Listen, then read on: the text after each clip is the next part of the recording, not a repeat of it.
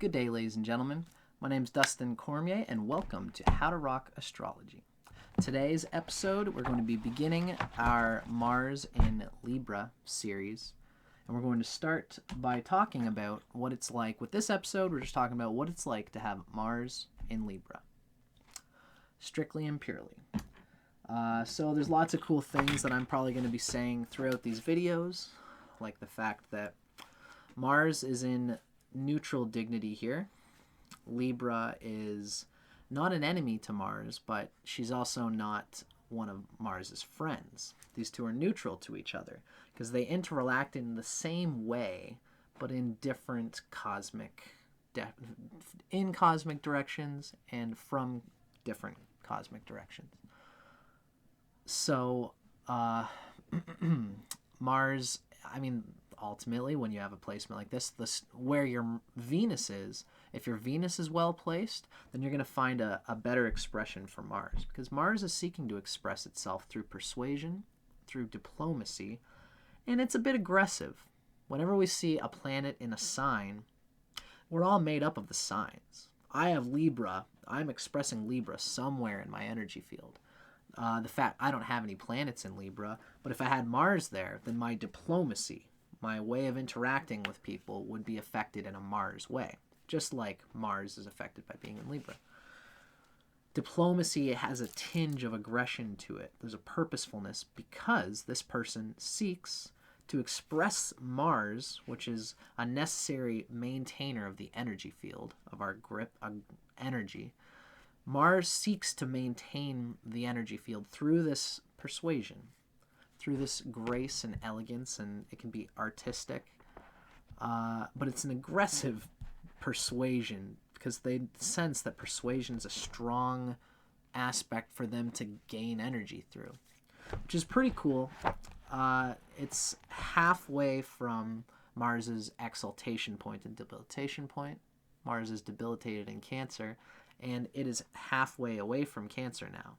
It's moving towards Capricorn, where it would be exalted.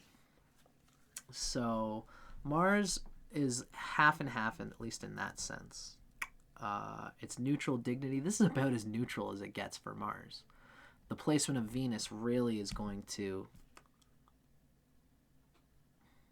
cinch whether this Mars is going to behave constructively or destructively. If Mars is in Libra, but you have a trash Venus that's in like Virgo, then this person will be very nitpicky about what it chooses to be diplomatic about. It'll only go through what it feels to be the perfect people worth delegating through. And that's not good because Mars needs lots of opportunities to do this expression of its energy. If Venus is in Virgo, it'll be super picky and it won't land on it won't find a lot of opportunities to express this aggression. So the Mars will get all wrangled up in that chain. But if the Venus is in Pisces and Mars is in Libra, then the Venus in Pisces person just knows the way of Venus, the way of love, is connected to the self.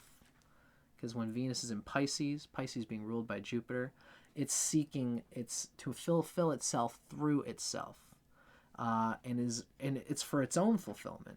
So Venus will find many people to vibe with its own vibe to. That's a natural universal attraction, and that Mars will have lots to express this energy through. So this is how we got to think. But I digress. First thing I'm going to do when I come into this video, I'm going to talk a little bit about, sorry if that was loud. I'm going to talk a little bit about Mars just in itself. Mars, when it is in an air sign, this little tidbit comes from Stephen Arroyo's Chart Interpretation Handbook. It's a nifty little trinket.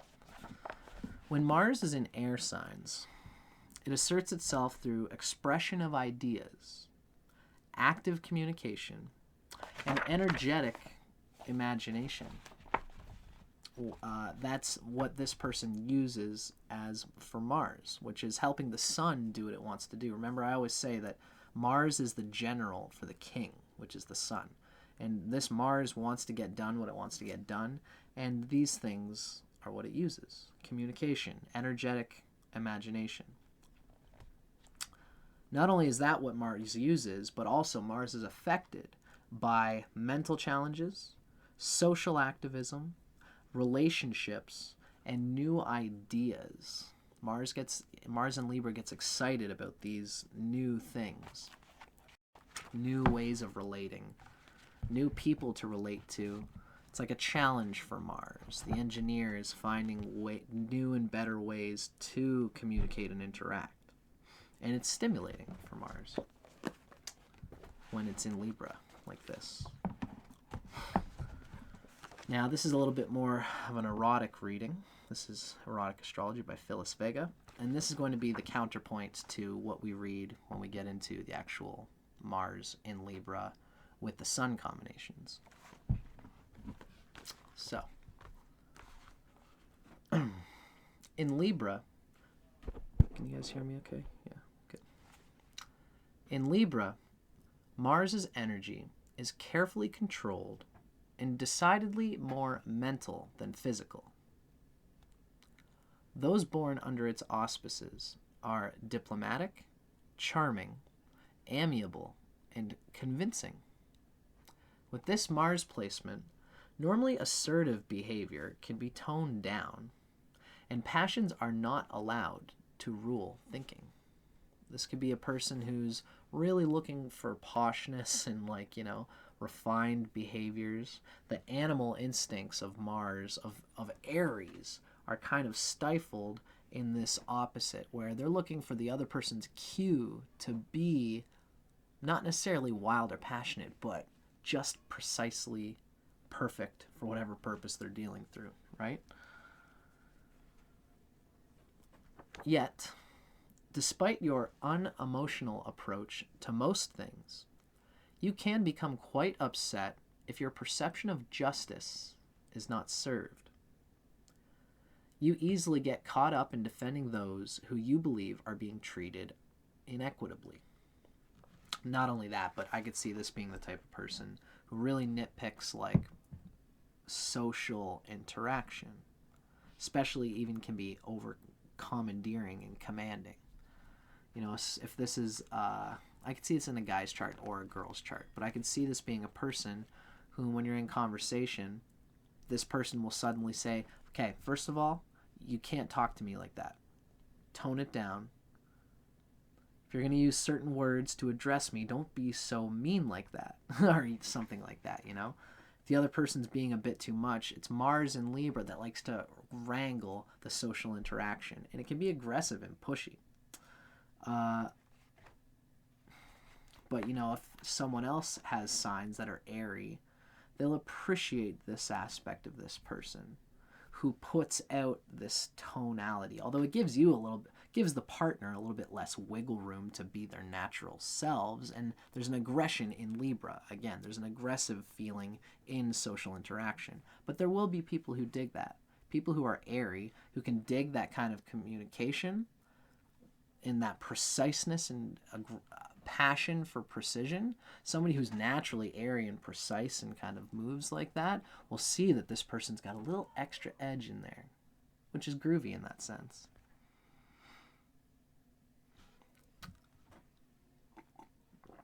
Libra's sex drive is tempered by a reluctance to allow physical passion to rule intellect. More romantic than hot-blooded, you are searching for mental and emotional connections rather than just physical passion. It's more of a Mars and Aries diving through things, which is a cute thing. But again, if somebody is already all air and water, having Mars and Libra will make them more so, to the point where, it's nice when somebody has a bit of this drive and spine, So for you to be completely lacking all that and have Mars and Libra, this could be good for someone who's like a Leo rising with like the sun in like Sagittarius and like the moon in like Scorpio or something like that. That can be a very blunt personality. The Mars and Libra will complement it by toning it down just a bit. In relationships, you are agreeable and you are listening and paying attention, but you're not a pushover. Decisiveness is not the scales' strong point. But when you do decide what you want, you know exactly what you need to do in order to get it. Libra's ideal lover is charming, well turned out, and classy. It certainly helps if he or she is also good looking, intelligent and sophisticated as well. You respond more readily to mental and verbal turn-ons than to physical ones, and you can be charmed by someone who is a creative, smooth talker. Although you think you seek harmony and serenity, ironically, too much peace and quiet eventually bores you, and you enjoy shaking things up now and again. It's an interesting thing, because, again, it's this funny duality of Mars and Libra has Mars in it. And it's expressing Libra, and it wants to get to this... Like, Mars needs to move. So what it does is it deflates and it contains when it's in Libra, and it makes everything smooth, like this smooth, flat plane, where everyone's just got to chill, and like everyone's got to zero out, and I'm this chilling person who's holding it all down. But when everything is all chill, it's the Mars in Libra who will throw in these combative things in a conversation to, like, lightly. They don't want to actually cause any rifts, but they want to inspire. They want people to feel ennobled in this social discourse that Libra represents as a sign. Right? So for anybody who enjoys that kind of, these people will always keep the social wheel spinning, grinding it in a funny sort of like swing, a funny sort of like a Mars way. It's this cutting into conversation once in a while that is the presence of warrior Mars in the realm of calm Venusian social intercourse. And it's juicy. It's juicy if you're an air person and who can vibe with that, So this can make for a groovy combination. It's very aesthetic, ethereal.